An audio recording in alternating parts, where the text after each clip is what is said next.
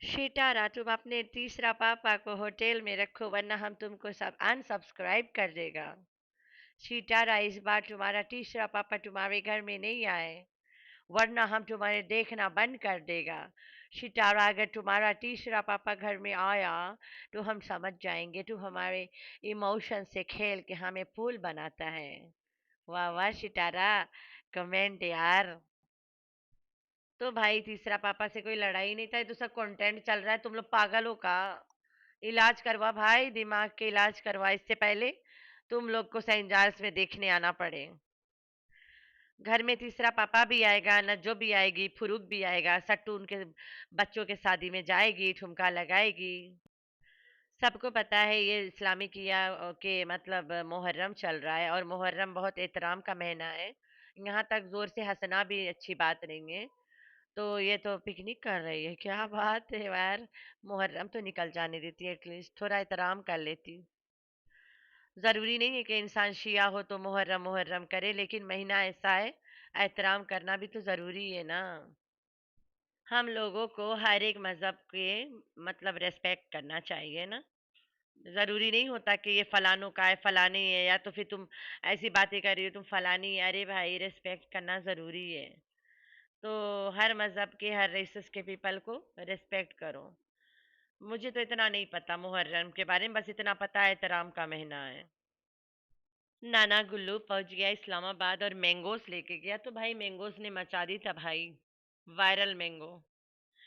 तो जहाँ पे आयशा कम्युनिटी लगाई है कि भाई मैंगो मिल गया और चाहिए तो बताना, हम यहाँ से और भेज देंगे। वो तो खाने वाला आम की बात कर रही थी, लेकिन घोचू को लगा वो दूसरा आम की बात कर रही है, जो आम सट्टू आगे निकाल के घोचू के आगे आगे घूमती रहती है। लेकिन घोचू देख के तरसता रह जाता है इतने सालों से। फितरत की बात ये नहीं है कि तरसता रहता है, वो देख देख के तरसते तरसते और लोग खा के इसके सामने से चले जाते, इसका जीभ अभी तक लटका है खाने को। तो वहां पे आयशा को छेड़ रहा था। चलो भाई, तुम लोग सब मिले जुले जैसे मर्जी हो, लेकिन बीइंग अ वुमन, एक औरत जब ऐसी बातें आम वाला लिखी है तो तुम सच्ची मुच्ची आम की बातें करो ना। वहां पे डबल मीनिंग वाला है कि क्यों रिप्लाई दे रहे हो गोचू। तो गोचू ने डबल मीनिंग रिप्लाई किया, तो आयशा ने भी उसे ठोक बजा के रिप्लाई दिया। और उसी रिप्लाई से ये घोंचू भाग गया डिलीट करके कमेंट। वाह वाह, तालियां, फट्टू घोंचू। तो आम के तरसा हुआ घोंचू को आयशा ने थोड़ा से एक्सपोज किया, पूरा नहीं किया। वही ना, घोड़ा जब घास से दोस्ती करेगा तो खाएगा का। कोसर के असली वाली सच्चाई कि कोसर एक शादीशुदा औरत है और उसके घोंचू से कोई शादी नहीं हुआ, कोई बच्चा नहीं हुआ, कोई बच्चा नहीं मरा। ये बात लास्ट कार्ड होता है, जो असगर खेल के चला गया और कोई खेलने की हिम्मत नहीं रखता अभी तक। अगर ये वाला बोल देगी तो फिर आगे कैसे चलेगा? ये बोल के तो तमाशे एंड हो जाएगा ना। हु नोस, चैनलें बंद हो जाए सबके, क्या पता नहीं असर पड़ेगा। तो अच्छा है बोले ना। तो आयशा ने थोड़ा से सोसा डाला है कि कोसर को हर एक काम करने के लिए स्क्रिप्ट दिया जाता है। तो ये बात तो मैं जब ड्रामा स्टार्ट हुआ है तब से बता रही हूँ। रियल वाइफ को स्क्रिप्ट नहीं देना पड़ता है, रियल वाइफ ऑटो ऐसे ऐसे एक्सप्रेशंस देती है। तो ये रियल वाइफ तो है ही नहीं, फेक वाइफ है। तो उसके इसे स्क्रिप्ट दिया जाता है और वो स्क्रिप्ट के मुताबिक काम करती है, उसका खुद का चैनल नहीं होते हुए। तो दल्ला भी कहता है कि आम आम आम आम। अबे दल्ले, तेरे घर में तो सब खाया हुआ चुसा हुआ आम बैठे हैं। फातिमा भी तो खाया हुआ आम है, और वो जो संडिया है ना, वो तो यजमान के सुना सारे मर्द खाए आम। आय हाय अस्तगफिरुल्लाह, कैसे खाया खाया आम बटोर के रखा है तुम। अब तुम लोग डबल मीनिंग बातें करत हो तो हमें भी तो करे के पड़ी, ठीक है। तो दल्ला शर्म कर, तू तो खाया हुआ आम लेके बैठा है सब। शर्म कर, शर्म। और जो तुम्हारी सट्टू डार्लिंग है, वो तो बस तुम सारे को, पूरे खानदान को, मुच्चू से लेके चुच्चू तक अपना आम दिखा दिखा के तरसाती रहती है, जिसको हम अपने भाषा में हेड लैंप बोलते हैं। तो घोंचू बेचारा उसके आम देख देख के तरसता रहता है, इसलिए घोंचू के सामने दुपट्टा रख लेती है। In the rest of the time आम खोल के घूमती रहती है। आज से आम हेड लैम्प के नाम आम हो गया है। तो जो अंकल भी तो था ना आम खाने वाला, और पता नहीं कितने कितने थे, कहाँ कहाँ से खोज के लाई थी। Hi friends, I am back. कैसे हो मेरे प्यारे प्यारे बच्चा लोग? हम तो ठीक है, अल्लाह की शुक्र है। तो हाँ जी जी। आम यार, तुम लोग आम की धज्जियां क्यों उड़ाते हो? थोड़ा शौक से लोगों को एंजॉय तो करने दो सीजन मैंगो। बेगैरत हरामखोर नल्ले खानदान। तो तुम्हारे खानदान में डबल मीनिंग बातें चलती होगी। हम लोग के लिए आम आम है, ठीक है। तो मैडम आयशा ने भी आम को ही मतलब मेंशन करके बोला है कि पहुंच गया इस्लामाबाद। जाहिर सी बात है, नज्जो फारूक और गांव से जो भी जब जाता है तो आम ही लेके जाता है। अभी सीजन में जो है इनके अपना दरख्त भी है। और सबको पता है सट्टू द मोन्स्टा बहुत शौक से आम खाती है। लेकिन नज्जो ने जो व्लॉग आज डाला था बारिश वाला, वो फ्राइडे का है। वो वाला मौसम यहाँ खानपुर और रहमियार में फ्राइडे को बना हुआ था। वो मौसम फ्राइडे का था। तो नज्जो रानी फ्राइडे वाला व्लॉग आज डाली है। और नाना जो गुल्लू है वो कब का इस्लामाबाद में है। और ये सट्टू द मोन्स्टा एकदम से पब्लिक को कैसे बता दे कि मेरे घर मेरा तीसरा पापा आया हुआ है ना। तो वो तो पिकनिक शिकनिक एंजॉय करे के अभी डाल रही है ब्लॉग ना। तो जाहिर सी बात है, अब कुछ तो बहाना बनाएगी तभी तो बताएगी थे पापा इज हियर। तो वहीं पे जो डल्ला है ना, वो तो मौके का इंतजार में रहता, मौका परस्त बंदा है। तो उसके घर में तो खाया हुआ आम बार बार उसके घर में है ना। सारे जितने आम है सब पहले से खा चुके हुए हैं, इनके मीनिंग में आम ना। तो जो फातिमा है वो तो भी खाया हुआ आम है। और ये संडिया तो हम लोग के रूप डार्लिंग मम्मा ने बताया कि सारे आजमान के लोग आम खाए हुए हैं। तो दल्ला कैसे होगा? वैसे तो कैसे चलेगा? खाया हुआ आम कौन खाता है? फिर ये जो काला कलुच्छना घोचू है उसने भी जाके आयशा को कमेंट किया कि आम बहुत अच्छे थे और लगे हैं, मैं खुद आऊंगा लेके जाऊंगा ना। तो घोचू भी डबल मीनिंग आम बातें कर रहा था। अरे घोचू, पहले अपना आम तो संभाल। इज्जू खा के चला जाता है, जो मर्जी आके खाता रहता है। वो तो संभाल ले पहले। बेग भर के आम है जो तेरा। तो घोचू जाके वहां पे जो कमेंट किया है, वो कमेंट डिलीट करने के पीछे का राज ये है।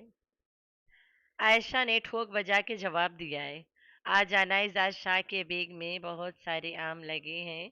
वो तो कब के आम चूस रहा है, बस तुम लोगों में हिम्मत नहीं है। वाह वाह बहना, सलामत रहना। तो इसने आज ठोक बजा के घोंचू को अच्छे वाला टका के जवाब दिया है। इसने दिल खुश कर दिया। आयशा ने आज ये जवाब देके दिल खुश कर दिया। लेकिन है एक ही खानदान भाई, ज्यादा तुम लोग इसमें नहीं डूब जाना कि दिल खुश कर दिया। बस अपना अपना काम बनता भाड़ में जाए, जनता ये वाले पूरे खानदान। अगर ये आयशा चाहती जिस दिन नाना गया था उसी दिन बता देती कि अब्बा गया है मेरा। लेकिन नहीं, ये भी होल्ड पे रखी थी। आदेश मिलेगा तो सोसा छोड़ेगी। सोसा छोड़ेगी, इसे छेड़ेगी। फिर सट्टू हिम्मत करके लोगों को दिखाएगी, ये देखो इसके बाप मेरे घर खाना खाने आया है, किसी बहाना तो मिलेगा ना।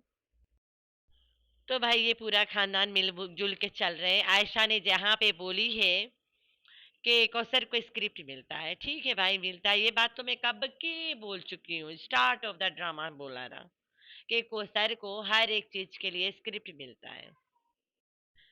आज गुस्सा हो जाना, आज टेढ़ा हो जाना, आज हंसने लगना, आज खड़ी खड़ी व्लॉग बनाना, आज बैठ के बनाना, आज ऐसे करना तो कल ऐसे करना, ठीक है। इसे बताया जाता है तब वो वैसे ही एक्टिंग करती है।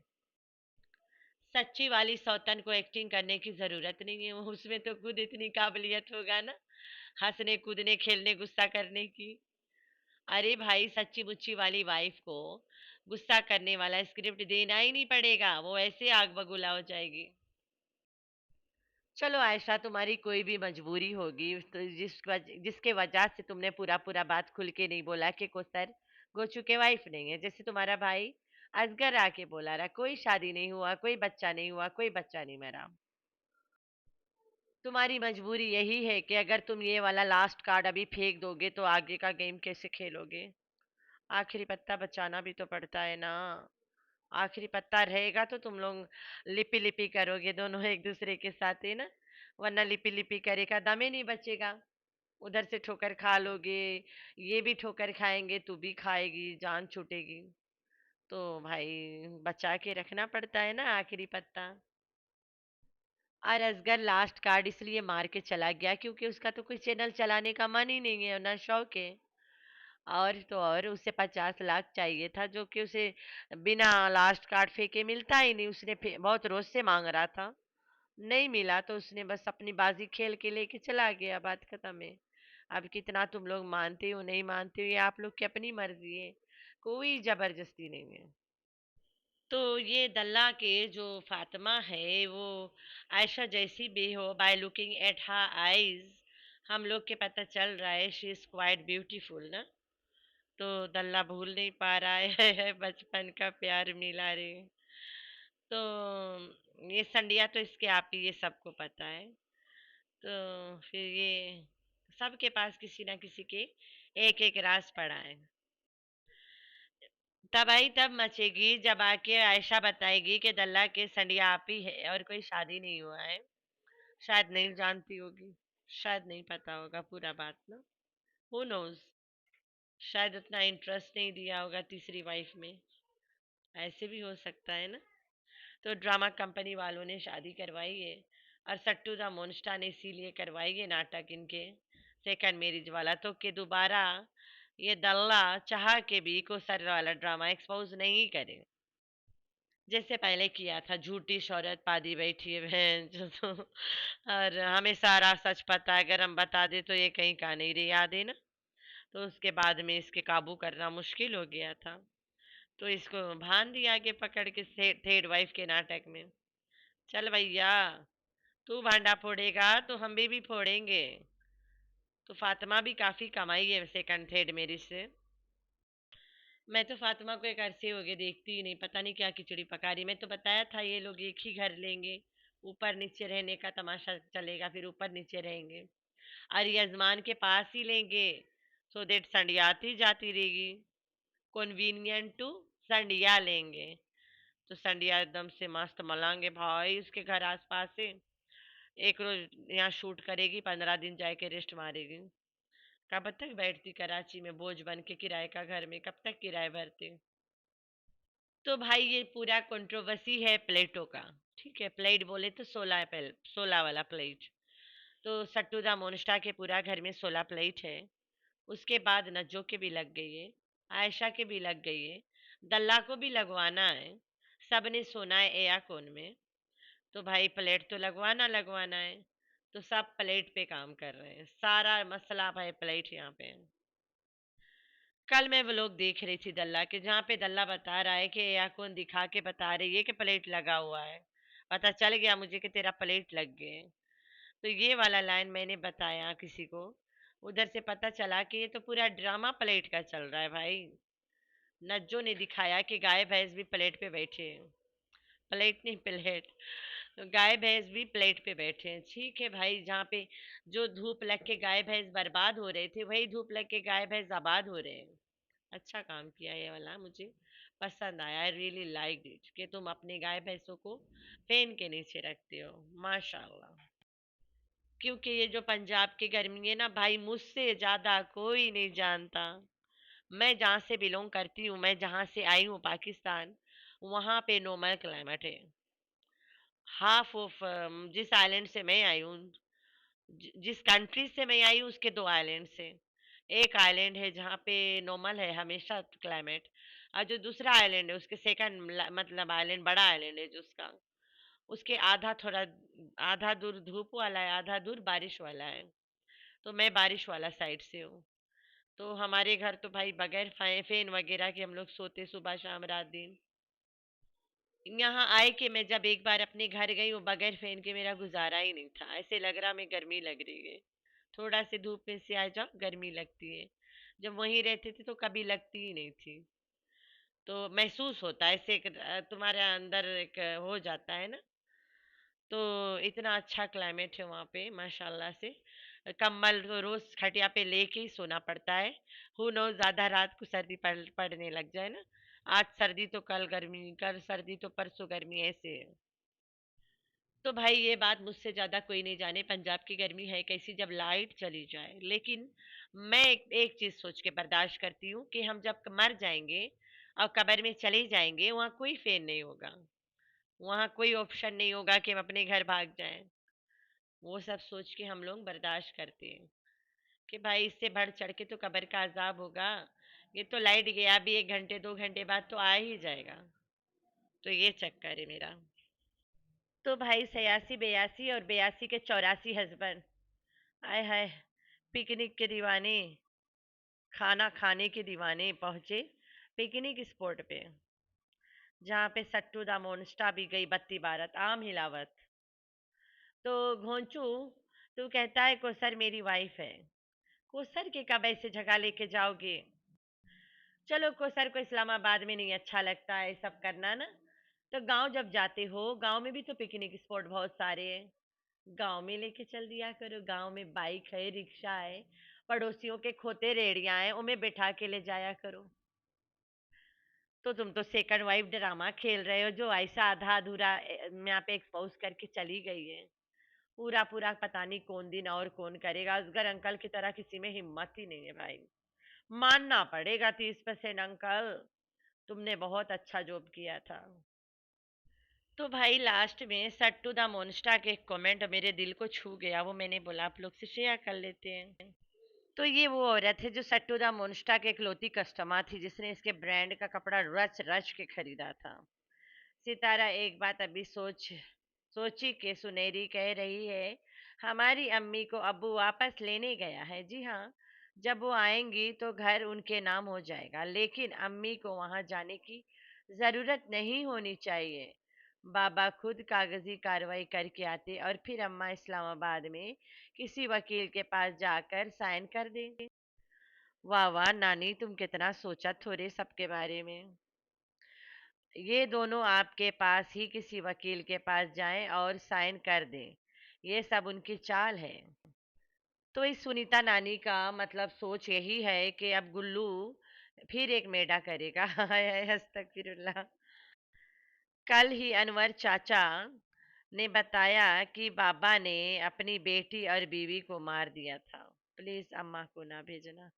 ओए होए, बकरा बनाएगा माँ को बलि का, माँ ना भेज, खा जाएगा मार के। वो इसलिए यहाँ नहीं आए बुलाया बिल्लो को, क्योंकि यहाँ पे सबको पता है।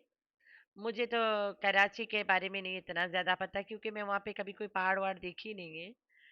एक बार ही गई हूँ। और यहाँ पे मतलब सादिकाबाद से लेके लियाकतपुर, अहमदपुर और मुल्तान तक तो कोई पहाड़ नहीं है। तो नाना वहाँ कहाँ से ढकेल के गिराएगा ना।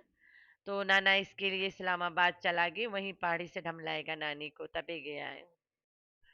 तो आंटी सुनीता, तुम्हें ख्वाब आए रहा कि तुम्हें से बस बहुत चिंता है इन लोगों के, जो तुम ऐसे घिसी पिटी बातें कर लेती हो।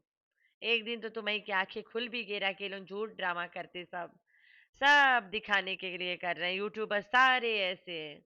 कमेंट तुम्हारा आज भी पड़ा होगा मेरे पास शायद।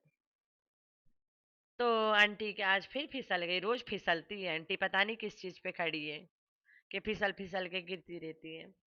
आज तो आंटी ने डायरेक्ट नाना को कातिल बना दिया। तो ये कातिल नाना बिल्लो को लाएगा गांव, और गांव में ही इसके काम तमाम करेगा, इसके बकौल। हाय हाय अस्तगफिरुल्लाह।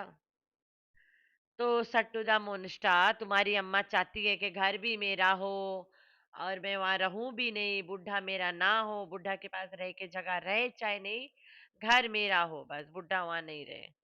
तो ये गलत बात है। तुम्हारी माँ एक आदमी को बेघर कर रही है जिसने अपना जमीन दिया था उसे हक महर में, और वो भी तब जब तुम्हारी माँ के रहने के, जीने के, खाने के, पीने के कोई जगह नहीं था। मरने के लिए तिलमिला रही थी, तब नाना ने निकाह करके बचा लिया था फरिश्तों की तरह। हाय हाय।